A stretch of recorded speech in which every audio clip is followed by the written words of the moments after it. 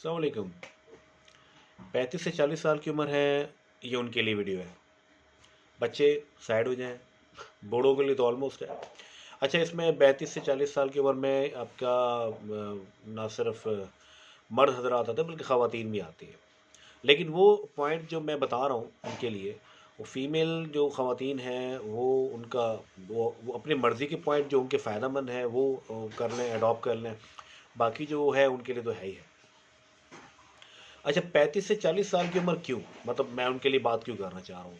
ज़्यादातर क्या होता है कि 35 से 40 साल की उम्र के लिए कमज़ोरी का जो है ना एक जिस्म में वो एक सफ़र शुरू हो जाता है, मतलब बुढ़ापा शुरू हो जाता है। आप पैदा हुए, यानी पैदा होने से लेकर 35 ईयर तक आपका मुख्तलिफ नशेब फराज होता है। उसके बाद 35 ईयर एज जब आप पहुँचते हैं और 40 ईयर तक पहुँचते हैं तो आपके बुढ़ापे का अमल जो है ना वो स्टार्ट स्लोली जैसे बच्चा बड़ा होता है और जवानी तक पहुँचता है, एक पीक लेवल तक चला जाता है, तो वो फिर उसके बाद ऐसे ऐसे डिक्लाइन आना शुरू होता है। अच्छा, इनमें चंद ऐसी बहुत फ़ायदेमंद टिप्स हैं जो मैं आपको शेयर करना चाह रहा हूँ कि सबसे बड़ी बात, टॉप ऑफ द रैंक आपका नमाज से शुरू कर दें, क्योंकि आपको पता है कि आपके बुढ़ापा शुरू हो चुका है और आप उस आदत को ऐसा ऐसा पंक्चुअलिटी की तरफ लेके जाएं। वो है नमाज का, ज़िक्र अल्लाह का। और नमाज में मस्जिद की तरफ जाना, कुरान शरीफ का पढ़ना, एहतमाम करना, डेली 1 आवर आपका, चाहे सुबह फजर के टाइम हो या असर के टाइम हो, ये दोनों टाइम जो है ना आपके 1 घंटे इसमें मुख्तस कर ले। या तो सुबह 1 घंटा रखें या फिर शाम को 1 घंटा रखें, वो आपकी मर्ज़ी। लेकिन पाँचों वक्त की नमाज़ें जो है ना वो बहुत इंपॉर्टेंट है, और हुकूकुल इबाद वो बहुत इंपॉर्टेंट रखते हैं। उसमें बहुत सारी तफसीलात चली जाएंगी, वो फिर मैं कभी बताऊंगा। अभी उसके बाद सेकंड पॉइंट आता है कि मुस्तकिल वर्जिश, जैसे आपने 1 घंटा सुबह दिया, 1 घंटा शाम दिया, इस तरीके से आधा घंटा 40 मिनट आपने अपनी जो है ना डाइट को देना है या फिर अपनी एक्सरसाइज को देना है। आप सुबह वॉक करने निकल जाएं या फिर शाम के टाइम वॉक करने निकल जाएं।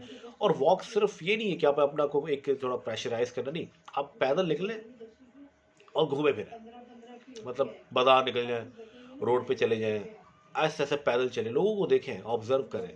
और लेकिन आपका जो फोकस है वो आपका वॉक पे होना चाहिए, एक्सरसाइज पे होना चाहिए।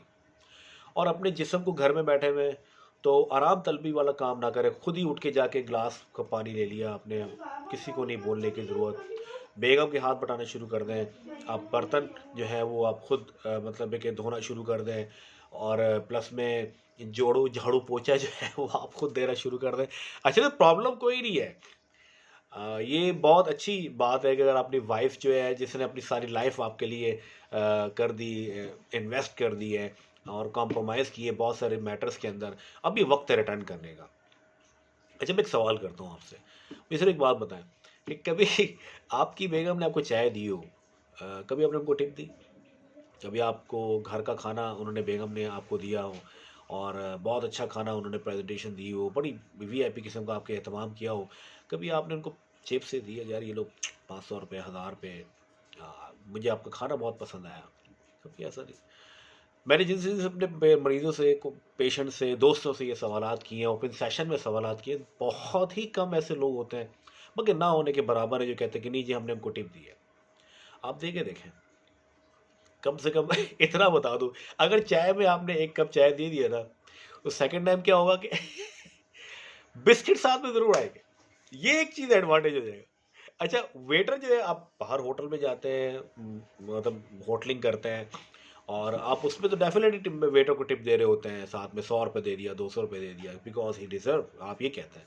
लेकिन आपकी वाइफ जो कि सारा दिन आपका वेट करती है और आपसे कुछ मांगती नहीं है, डेफिनेटली डिमांडिंग तो हर हर औरत तो डिमांड करे वो औरत नहीं कहलाती। लेकिन वो डिमांड कर दे जनाब के मतलब कुछ भी ना मांगे और आपके आगे बड़ा अच्छा खाना से पेश कर दे, तो उसका हक बनता है। तो ये खैर बहुत बात डिटेल में चली जाएगी। अच्छा, खाने पीने की जो अपनी चीज़ें हैं ना, मतलब स्पाइसी फूड हो गए और बाहर के होटलिंग हो गई, इससे अवॉइड करना शुरू करें। 30 से 40 ईयर्स की मैं बात कर रहा हूँ। उसके बाद तो ऑलमोस्ट जितने 50-60 साल जा रहे हैं, उससे तो बंदा खाने पीने से भी रह जाता है। और उसके बाद उसकी शुगर की प्रॉब्लम शुरू हो जाती है, और प्लस में ब्लड प्रेशर की प्रॉब्लम शुरू हो जाती है, कार्डियोवैस्कुलर प्रॉब्लम, नज़रों का वीक होना, ये सब चीज़ें शुरू, ऐसा ऐसा सच।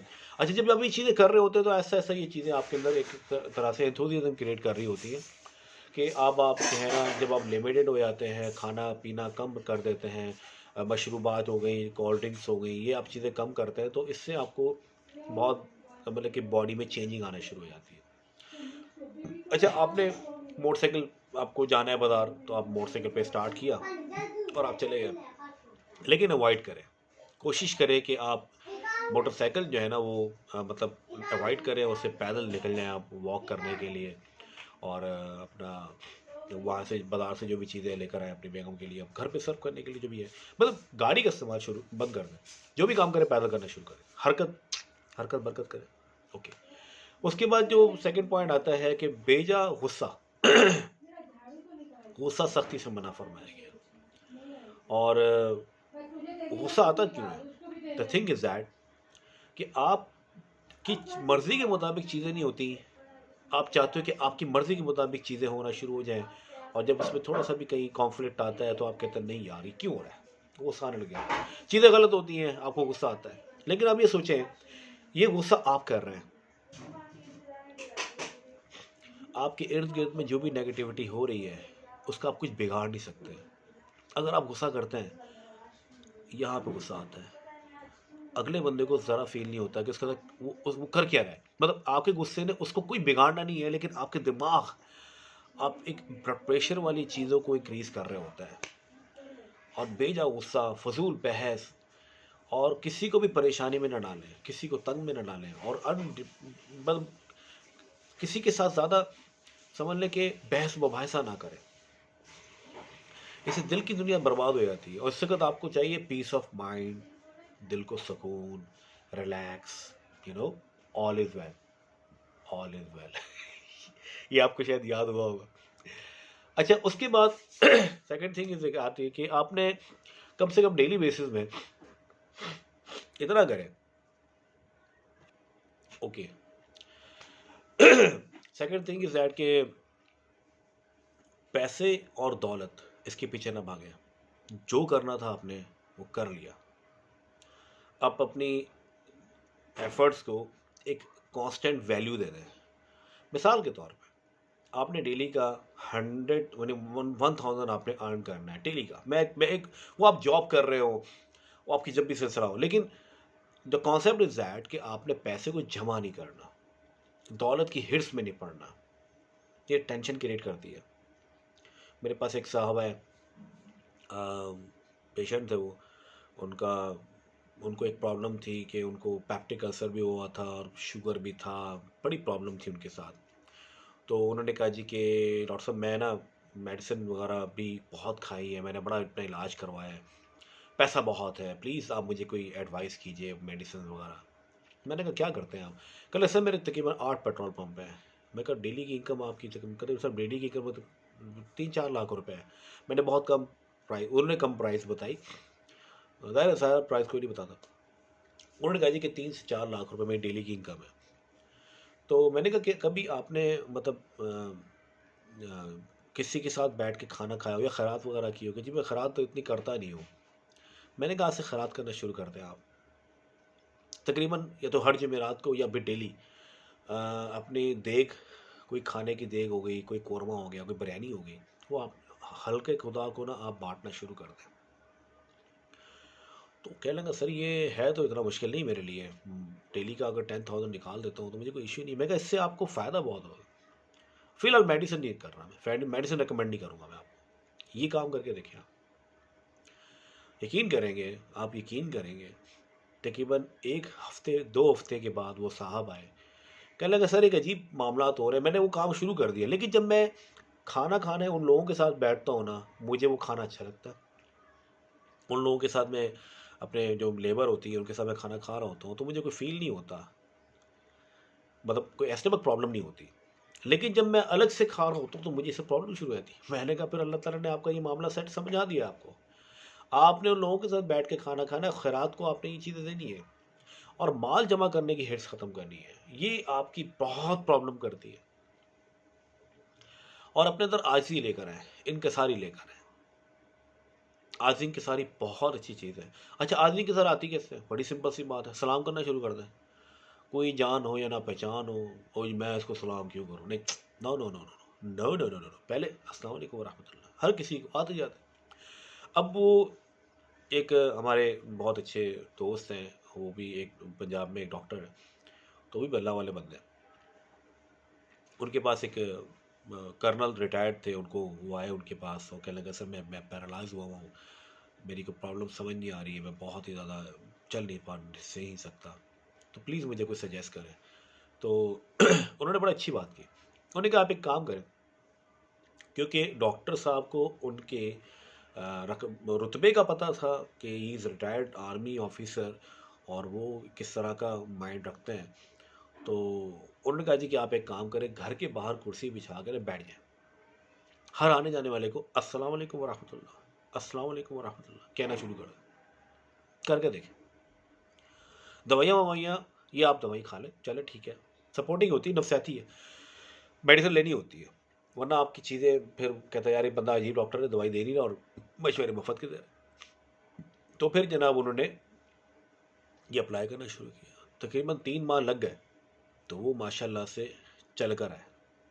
अब हैरान होंगे सिर्फ अस्सलाम वालेकुम वरहमतुल्लाह कहने से, क्योंकि इसका मतलब क्या है, तुम पर सलामती हो, तुम पर सलामती हो, सलामती रहो तुम पर बुराइयों की, बीमारियों की, तंगदस्ती की, परेशानी की, मुसीबतों की, हालात की, तुम पर सलामती हो, खैर वाफियत हो। बहुत इम्पॉर्टेंट चीज़ है ये, लेकिन हम उस चीज़ से महरूम हैं, हम सलाम ही नहीं करते। क्यों भाई, मैं इसको जानता नहीं, मैं इसको सलाम क्यों करूँ? हर आने जाने वाले को अस्सलाम वालेकुम वरहमतुल्लाह कहें, ज़रूर कहें। अच्छा, दूसरी बात यह है कि अपने बालों को ना कभी भी जो 30 से 40 साल जिनके बाल हो सफ़ेद होना शुरू हो जाते हैं, प्लीज़ उनको, मैं तो करता हूँ, मैं ऐसी बात नहीं है मैं करता हूँ अपने बालों को ब्लैक कलर करता हूँ, मैं ऐसी बात नहीं है, लेकिन मकसद कहने का ये है कि वो इतना ज़्यादा उस पर पंक्चुअलिटी ना लेकर आए। जब इंसान बूढ़ा हो चुका है ना, तो फिर उसको ज़रूरत नहीं है यार कि ये आर्टिफिशियल चीज़ें करने की। मैं भी इंशाल्लाह अप्लाई करूँगा, मेरे लिए भी हक़ में दुआ करें। तो अल्लाह ताला से अच्छा गुमान रखें और रोज़मर्रा की चीज़ों पे जो है ना वो हलाल कमाने का सफ़र जारी करें। हलाल कमाएं, किसी भी तरीके से कमाएं, लेकिन हलाल का तरीके से कमाएं। जो बंदा हराम का लुक़्मा लेता है उसकी दुआएं कबूल नहीं होती, चेहरे पे रौनक चली जाती है, ना जाने क्या कुछ होता है, उसके घर की बीमारियां वगैरह उसके बच्चों पे पड़ जाती हैं, और करता वो हराम की कमाई वो खा रहा होता है, बेचारे बच्चों पर आए थे, बच्चे बीमार हो जाते हैं, बीवी बीमार हो जाती है। और नेकी के कामों की तरफ लोगों को लेकर आए, ख़ुद भी नेकी के काम करें, और बिलखुसूस जमात 5 जमात नमाज से हो गई, इस्तग़फ़ार हो गया और दुरूद सलाम, अल्लाहुम्मा सल्लि अला मुहम्मद व अला आलि मुहम्मद कमा सल्लैता अला इब्राहीम व अला आलि इब्राहीम इन्नका हमीदुम मजीद, ये पढ़ते रहें। अस्सलाम वालेकुम वरहमतुल्लाह, अस्सलाम वालेकुम वरहमतुल्लाह, या फिर दुरूद शरीफ हो गया, इस्तग़फ़ार हो गया, अस्तग़फ़िरुल्लाह रब्बी अस्तग़फ़िरुल्लाह रब्बी। मैं तो ये कहता हूँ कि हर नमाज के बाद 100 दफ़ा इस्तग़फ़ार पढ़ना शुरू कर दें, हर खाने पे बिस्मिल्लाह पढ़ना शुरू कर दें। यकीन करें आपका बुढ़ापा जो आने वाला है, हालात बहुत सख्त है, बहुत सख्त हालात है। तो आपके बुढ़ापा जो आने वाला है ना, वो बहुत तकलीफ़ दे होगा, लेकिन आप इन पॉइंट पे जो मैंने आपसे डिस्कस किए हैं अप्लाई करेंगे, काफ़ी हद तक बेहतरी आ जाएगी, काफ़ी हद तक मसले मसाइल आपके हल होना शुरू हो जाएंगे। इसलिए नेकी को सरमाया अपने लिए इतना जमा करें, क्योंकि आखिरत में मतलब बुढ़ापे में ना आपकी औलाद काम आना है, ना आपके पैसे ने आपका हसन नसब बचाना है, आपको ठीक करना है, ना आपके दोस्त ने आपके काम आना है। कब्र में आपको आपके अमाल ही लेके जाएंगे। आप मेरे लिए दुआ करें, आप सबके लिए दुआ करें, आप अपने लिए भी दुआ करें। अल्लाह ताला सबको अपने हिफ्ज़ व मान में रखे। अल्लाह ताला सबको नेकियां करने की तौफ़ीक़ अता फ़रमाए, आसानियाँ अता फ़रमाए। अस्सलामु अलैकुम वरहमतुल्लाहि व बरकातुहू।